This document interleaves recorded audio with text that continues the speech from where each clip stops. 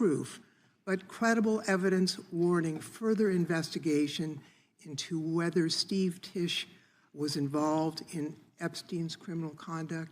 Do you think yes or no? I'm not going to play a yes-no game with you, but I will answer the question to the best of my ability.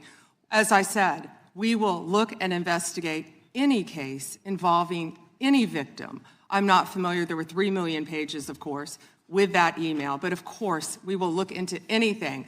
The documents have been released, 3 million, the redacted versions, we left them open for all of you to come view. Have you? I believe you viewed them. If not, will you have some copies? I'd like to. Can I finish, please? I'm not being rude, please. I only have 5 minutes. No, yeah, and I only have 30 seconds based on your filibuster. You didn't give a yes or no answer, so let me just go further.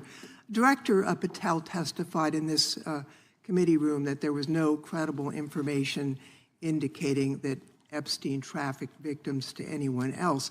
And glancing at the documents, that proves that's not the case. In July, your department issued a memo stating that it had conducted an exhaustive review of the Epstein files and concluded that no additional individuals would be charged. So I did go over to the Department of Justice yesterday. I would note that 400 and all our 35 members are in the House, and there's 4 computers. So it would take many months to actually have the time. I only had a few hours. I think the transparency argument is really kind of a sham because it's not really possible. Whoa. Did you have to wait to get a computer? It is not possible to really go in. I did, however, see a U.S. Attorney information for the Southern District of New York indicating that there were additional survivors and probable co-conspirators. Other members of Congress have uncovered likely co-conspirators whose names were blocked out. Now, the Epstein File Transparency Act, which all but one member of this House voted for and the president signed, requires the department to release everything except that it needs to be redacted to protect the victims or an ongoing prosecution, which apparently there is none from the testimony we have received. I am concerned that this act has not been fully complied with. When Director Patel came to the committee, he admitted that up to 1,000 FBI agents had gone through the files and redacted President Trump's name from them. And it's pretty clear that what has been transmitted from the FBI continues to redact President Trump's name, even though he is mentioned thousands of times in these files. So I think the credibility of the department in terms of complying with the act has been damaged. And I think the department's credibility has been damaged in other ways. I think we all saw the horrible video of American citizens being killed by ICE agents in Minneapolis. And I think how the department has handled these cases raises a lot of doubt about the department. State and local police in Minnesota got a court order to get access to the crime scene to be sure evidence would be properly preserved by federal agents. But they took the agents defied the court order, and in a departure from general policy, the DOJ is not collaborating with state and local law enforcement on these homicides. So I really think that is a disgraceful approach to the homicides of American citizens, and really does nothing to bring credit to your department. And Mr. Chairman, I would yield back. Gentleman yields back. May I answer? Attorney General can respond. I find it interesting that she keeps going after President Trump, the greatest president in American history. And if they could maintain their composure, this isn't a circus, this is a hearing. I find it interesting she keeps going after Donald Trump. She doesn't say how much money she took from Reid Hoffman, did you? None. And nor did Mr. she Chairman, post regular anything. order, please. She regular posted order. nothing on her X account, on her Twitter account, during the Biden years. Gentle lady. And yet now, all of a sudden, question she's asked. going after Committee will be in order. There was no question on asked you. the Attorney General. She doesn't just get to Committee will be in order. I have a point of order, Mr. Chairman. Committee will be in order. Point of order, Mr. Chairman. Lady can state her point of order. when a witness attacks, Not a valid point of order. You got to state. She hasn't completed her point of order yet. Please let her speak, Mr. Chairman. Let's have some regular order here. Regular order is you got to state the rule. And I am trying to make a point of order that the witness, And what rule are you referring to? without responding to a question, has attacked me personally. I think it's pathetic that she can't answer the questions and First instead time is that attacking is not even close members to a of the point of committee. order. The gentleman from Wisconsin is recognized. By early 2026, the Department of Justice had put out over 3.5 million pages, including videos and images, claiming they had met the legal requirements. Officials emphasized their commitment to accountability while protecting victims, but critics on the Democratic side argued that key details remained hidden or altered.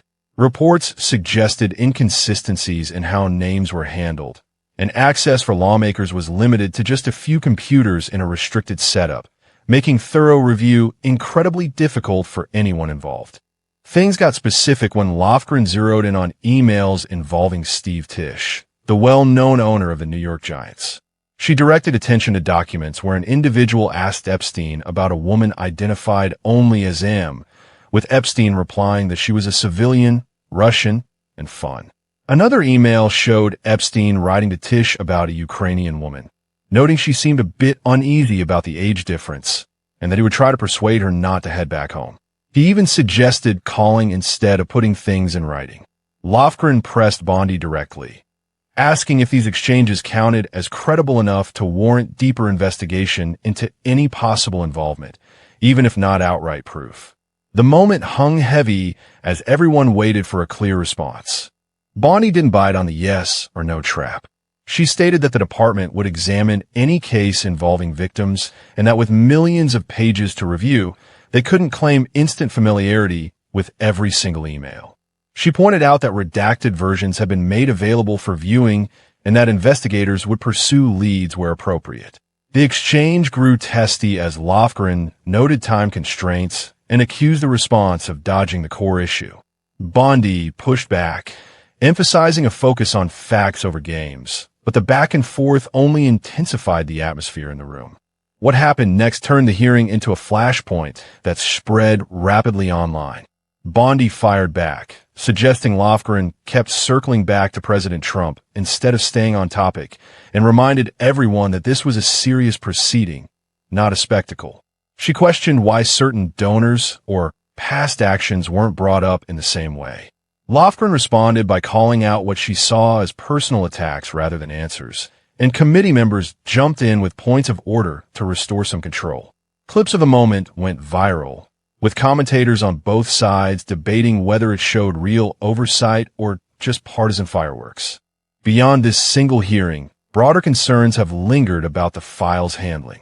Some lawmakers claimed that certain references, including those to high-profile figures, appeared heavily edited or inconsistently managed. There were acknowledgments of redaction errors in earlier batches, though officials maintained these were fixed where found. Rumors have circulated online about additional co-conspirators whose names stayed blocked out despite the act's push for openness. Reports claim that while thousands of agents reviewed the materials, questions remain about whether every relevant detail reached the public in full. It's been said that survivor accounts and other sensitive elements required careful protection, which added layers of complexity to the entire process. Adding to the skepticism, Democrats highlighted how difficult it was for members of Congress to actually dig through the documents. With limited computers and time restrictions, full examination could stretch on for months or longer. One U.S. attorney memo reportedly mentioned additional survivors and possible associates, fueling speculation about what else might still be under review. On the other side, supporters of the releases argued that an unprecedented amount of information had already come forward compared to past efforts, and that focusing only on certain angles missed the bigger picture of justice pursued. The Tisch emails fit into a pattern of Epstein's known communications that often involved introductions and travel, elements that have drawn scrutiny for years. While no direct charges have stemmed from these particular messages and public updates, they raise eyebrows about networks that once operated in elite circles. Speculation online suggests these kinds of exchanges hint at deeper connections, though official statements frame them as needing careful verification rather than immediate conclusions. Fans of deeper dives point to flight logs and other records already public, wondering how many more surprises the full archive might hold if reviewed without restrictions. Public trust took another hit with separate incidents mentioned during the hearing, including reports of federal agents' actions in certain cities that drew local pushback and court involvement. Lofgren tied these to larger questions about the department's approach, arguing it damaged credibility across the board. Bondi and her team countered that they were committed to following the law while prioritizing victim safety, and that political distractions only slowed real progress. This clash highlighted the deep divide in Washington over how to balance transparency with protection in such sensitive cases. As more details from the files continue to surface in media reports and online discussions, one thing becomes clear: the Epstein story refuses to fade quietly. Rumors suggest that powerful individuals across industries still worry about what might emerge next, with some claiming coordinated efforts to downplay certain links. Others point to the volume of material already out there as evidence that accountability is moving forward, even if imperfectly. It's been noted that the act itself represented a rare bipartisan push, yet implementation has sparked ongoing debates about whether enough has truly been revealed. The hearing also underscored challenges in addressing historical allegations without new prosecutions.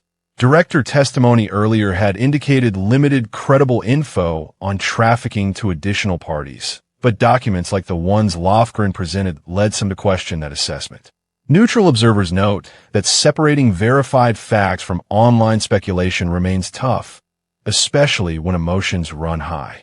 Reports claim that reviews continue behind the scenes, with potential for further releases if new credible leads appear. For many following these developments, the real frustration lies in the slow pace and partisan lens applied to everything. Survivors and advocates have called for faster, cleaner access to help close old wounds, while officials stress caution to avoid harming innocent parties or ongoing work. The Tisch angle, involving a prominent sports figure, adds another layer that keeps sports fans and true crime enthusiasts glued to updates. What started as routine oversight quickly became a symbol of larger battles over power, secrecy, and public demand for straight answers. Looking at the reactions pouring in after the hearing, it's evident that people on all sides feel strongly. Some praise Bondi for standing firm against what they see as political grandstanding, while others back Lofgren for pushing hard on behalf of transparency and victims. Social media exploded with takes ranging from calls for more investigations to accusations of distraction tactics. This kind of energy shows